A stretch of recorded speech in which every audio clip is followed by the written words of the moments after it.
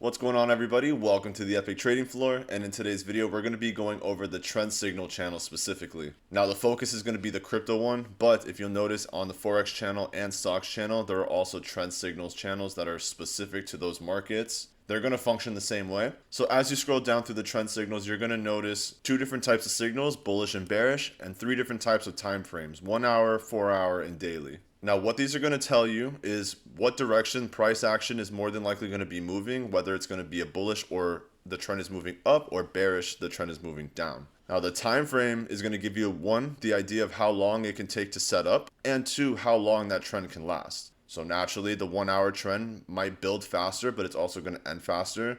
Whereas if you're looking at a daily trend, it might take a few days to build up and actually get to the point of actually creating a long-term trend. But that trend can last weeks to months. So depending on what time frame you're trading and what type of trade you're in, you're going to be looking at the time frames a little bit differently. And keep in mind, we always like to trade with a trend. That's going to be where there's the most profit. And even if you're trading on pivots, you're banking on the point that if it's bullish, it's starting to go sideways so that it can go bearish. And there's really two ways to go about using these, and it depends on if you're trying to get into a trade or if you're exiting a trade.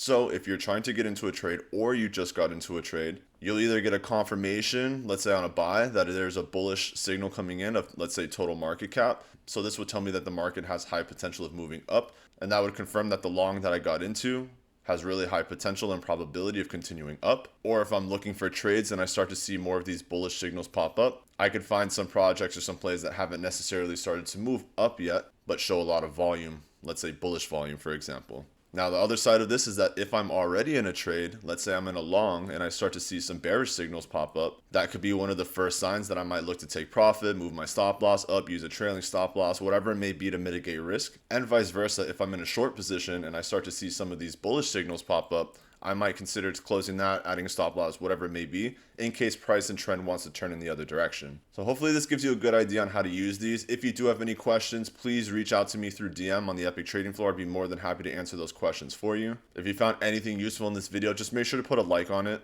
And hopefully that should help all of our new members moving forward know how to use these channels properly. So I appreciate you all, and I hope you have a great day.